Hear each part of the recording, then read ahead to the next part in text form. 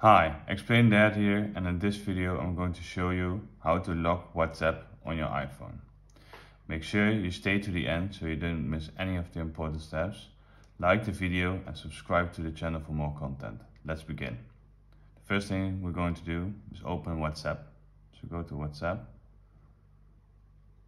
and then we go to Settings. Scroll down and when you see Privacy, click that and then go all the way down to the bottom and it says Screen Lock. So press Screen Lock and it opens the next page.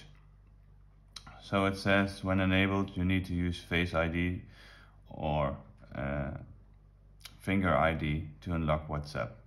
You still can reply to messages from notifications and answer calls if WhatsApp is locked. So you can press this on and now it requires Face ID to open WhatsApp.